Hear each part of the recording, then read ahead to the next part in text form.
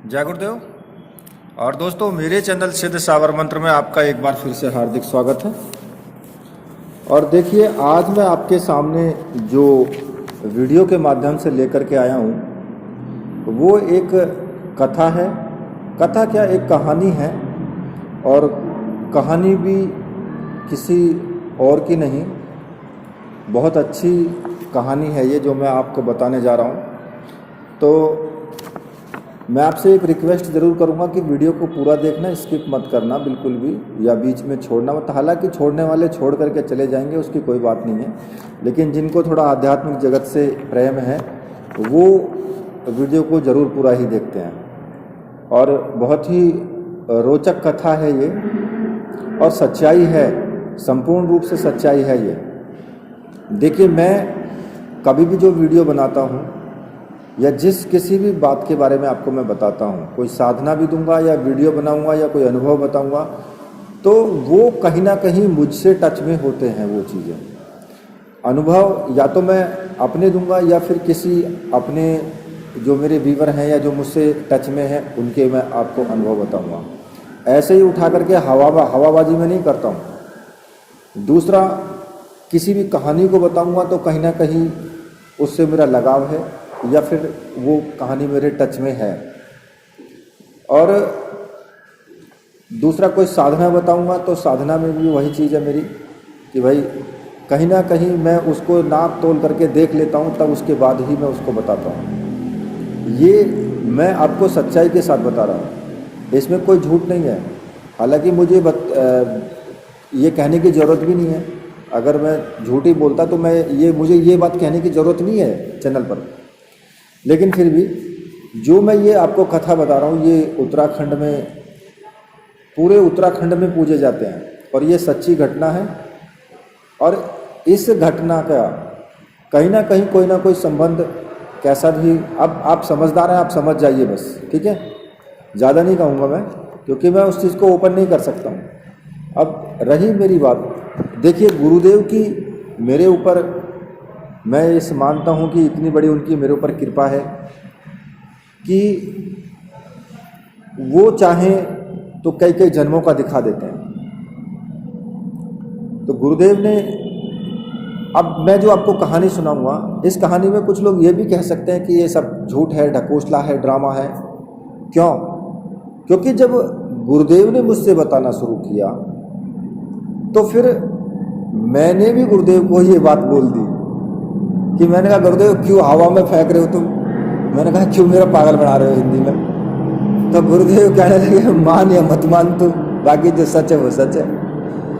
अब मैंने कहा, यार ये भी बात सही है। तो भाई, जब मैं ही ऐसा कह सकता हूँ तो आप तो मुझसे भी ज़्यादा नीचे में हो। तो फिर आप, कुछ लोग तो ऐसे हैं जो हवा में यही कहेंगे कि पेले जा रहे हैं बस, और कुछ लोग हैं जो समझदार हैं, तो खैर उनकी बात अलग है। खैर, मैं इस चीज़ को नहीं कहूँगा कि ये कहानी कैसे है, क्या नहीं है, क्या नहीं है, लेकिन मैं आपको ये कथा मैं आपको बताऊँगा। और हो सकता है कि इसकी 2 या 3 वीडियो भी हो सकती हैं, पार्ट भी हो सकते हैं इसके।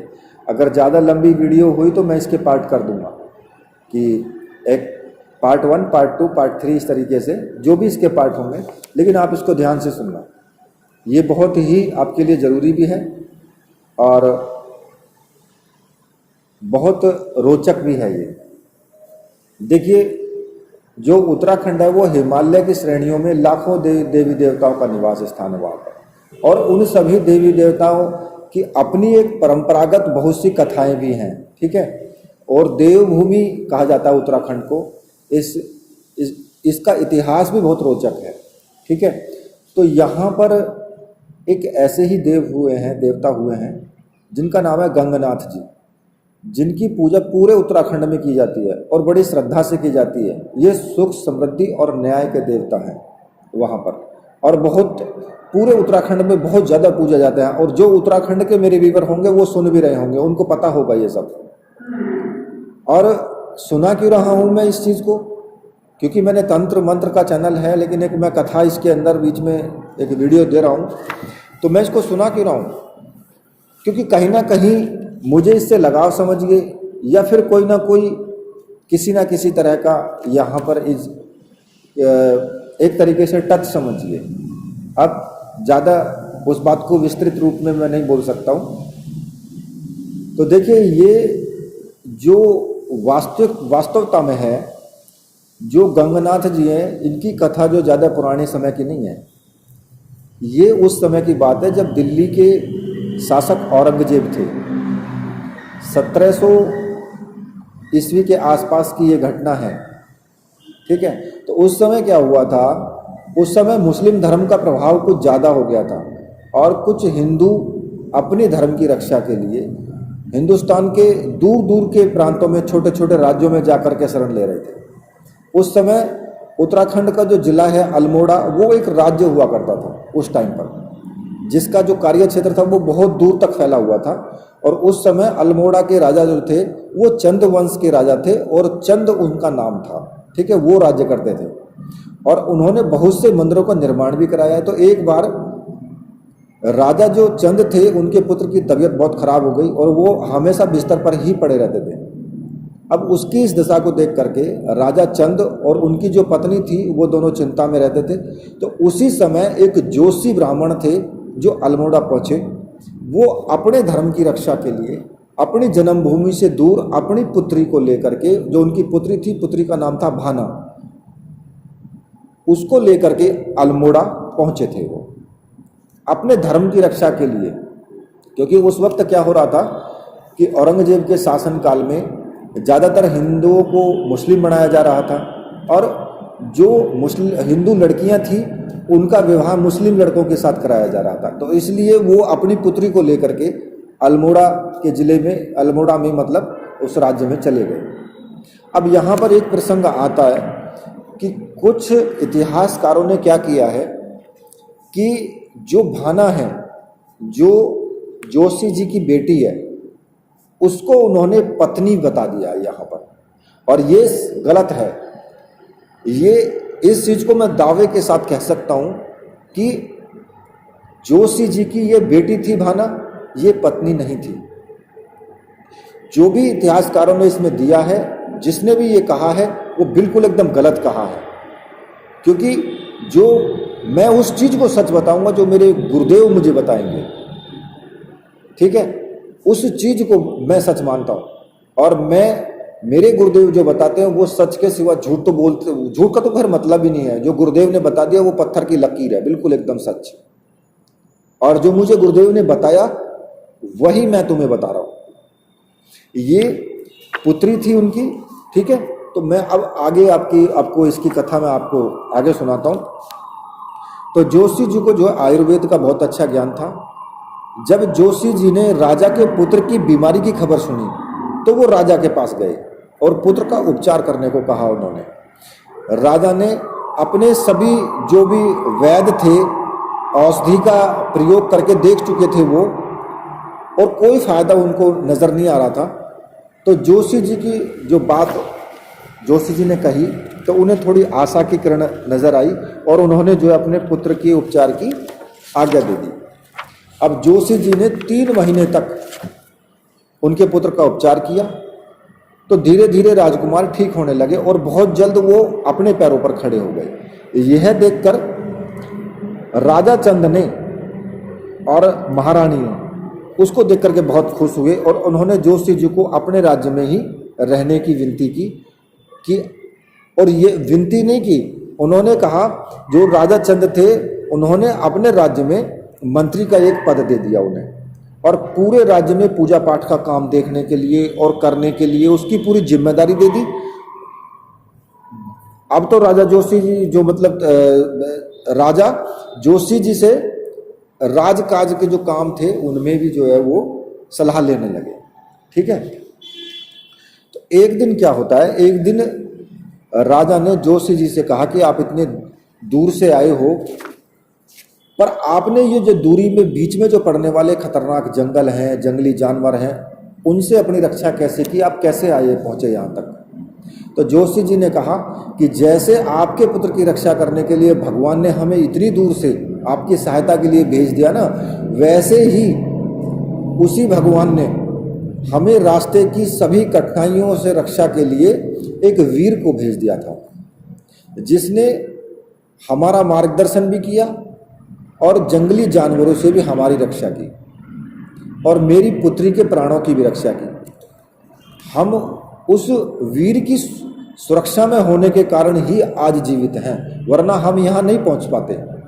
इतना कह के राजा ने कहा कि वो वीर पुरुष कौन है, हम उनसे मिलना चाहते हैं और हम उनका भी धन्यवाद करना चाहते हैं, क्योंकि आपको यहाँ तक पहुँचाने वाला वो वीर पुरुष है। और जोशी जी बोले कि सही कहा आपने।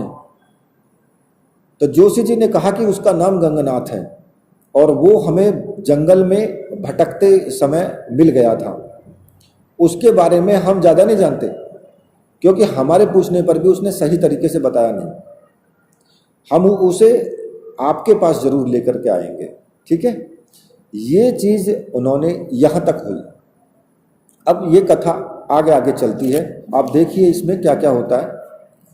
तो इतना कहने के बाद जोशी जी जो थे वो अपने घर को लौट गए और वो घर आकर के जब वो घर आते हैं तो उन्होंने भाना और गंगनाथ की बातें सुन ली उस वक्त, और वे सोच में पड़ गए कि उनकी जो पुत्री थी भाना वो गंगनाथ से प्रेम करने लगी थी और गंगनाथ जी भी उनकी जो पुत्री थी उससे विवाह करना चाहते थे भाना से।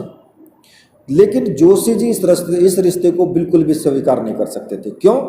क्योंकि जो गंगनाथ थे वो दूसरी जाति से थे और ये जोशी यानी कि ये पंडित थे। तो अब क्या हुआ, उन्होंने कहा कि भाई इस पुत्री के कारण तो मैं भाग करके यहाँ आया हूँ कि मेरा धर्म खंडित ना हो, मेरा धर्म बचा रहे।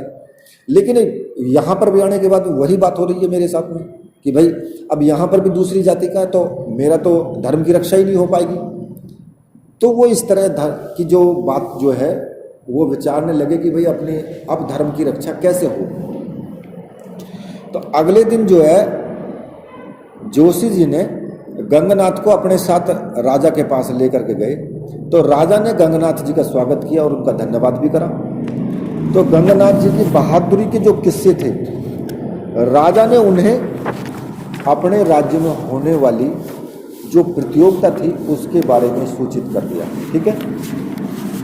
अब क्या था, राजा ने कहा कि हमारे राज्य में कुछ समय के अंतराल में वीरता दिखाने की प्रतियोगिता होती रहती है, जिससे हमारे राज्य में जो बहुत सारे वीर जो हैं वो भाग लेते हैं। और इस प्रतियोगिता में तीरंदाजी, तलवारबाजी, मल्ल युद्ध और शेर से कुश्ती ऐसे खेल होते हैं जो कि प्राणघातक भी हैं। अब इस प्रतियोगिता को जो जीतता है हम उसे अपनी सेना का सेनापति घोषित कर देते हैं। तो इतना कहने के बाद, इतना उन्होंने कहा राजा ने, अब जोशी जी को लगा कि उन्हें उनकी समस्या का हल मिल गया, क्योंकि जोशी जी तो उस बात से चिढ़े हुए थे ना कि भाई उनकी पुत्री से प्रेम हो गया था उसे। उन्हें लगा कि शायद गंगनाथ जी इस प्रतियोगिता को पूरा नहीं कर पाएंगे और इनके प्राण इसमें चले जाएंगे और भाना का विवाह उन्हें गंगनाथ से नहीं करना पड़ेगा। तो गंगनाथ जी थोड़ा विचार कर रहे थे कि जोशी जी बोल पड़े कि महाराज जी, गंगनाथ जी जरूर इस प्रतियोगिता में भाग लेगा और अपनी वीरता से आपको खुश कर देंगे। तो ये बात जोशी जी ने अटका दी बीच में, मतलब कि प्रेरित कर दिया। क्यों? क्योंकि उनको तो भाई अपना धर्म की रक्षा करनी थी ना, हटाना था रास्ते से। तो गंगनाथ जी ने भी क्या किया कि जोशी जी के शब्दों का मान रखते हुए प्रतियोगिता में अपनी सहमति जता दी उन्होंने भी। तो जोशी जी गंगनाथ जी की प्रतियोगिता में भाग लेने की बात सुनते ही सारी चिंताओं से मुक्त हो गए कि भाई अब प्रतियोगिता में ये भाग लेगा और ये मारा जाएगा। तो वो प्रतियोगिता की तैयारी में जुट गए। अब जब ये बात भाना को पता चली तो फिर वो गंगनाथ जी को इस प्रतियोगिता से अपना नाम वापस लेने के लिए कहने लगी, क्योंकि भाना बिल्कुल नहीं चाहती थी कि गंगनाथ के प्राणों पर कोई संकट आए। भाना ने कहा कि अगर आप मेरे लिए युद्ध लड़ना चाहते हो ना तो उसके लिए युद्ध लड़ने की जरूरत नहीं है, हम दोनों कहीं भी चले जाएंगे और अपना जीवन साथ साथ में बिता लेंगे। तब गंगनाथ जी ने भाना से कहा कि भाना, मैंने तुझसे प्रेम किया है, कोई अपराध नहीं किया जो हमें भागना पड़े। तो जोशी जी बहुत अच्छे हृदय के व्यक्ति हैं, वो जो है मान जाएंगे और उनके प्रति आप मतलब कि आप उनकी पुत्री हो तो आपका भी कोई कर्तव्य है, तो इससे आप नहीं अलग भाग सकती हैं अपने कर्तव्य से। तो आप चिंता मत करो, मैं स्वयं प्रतियोगिता के बाद जोशी जी से आपके और हमारे रिश्ते की बात करूंगा। परंतु भाना तो गंगनाथ की बात सुनने को ही तैयार नहीं थी। उसने कहा कि प्रतियोगिता में भाग लेने से सख्त मना कर दिया उसने। अब भाना की जो व्याकुलता थी उसको देख करके गंगनाथ जी भाना से कहने लगे कि भाना, तू अभी मेरे बारे में कुछ नहीं जानती है,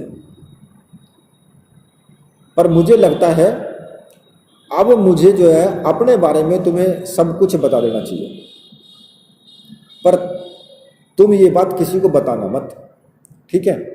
तो ये बात उन्होंने कही। अब वो अपने बारे में बताते हैं। तो देखिए वीडियो बहुत लंबी हो चुकी है, अब मैं आगे की जो इसकी कथा है वो कथा मैं दूसरी वीडियो में दूंगा, पार्ट 2 में। तो तब तक के लिए बोलिए मेरे साथ वीर बजरंगबली हनुमान जी महाराज की जय, बोलिए मेरे परमहंस गुरुदेव की जय।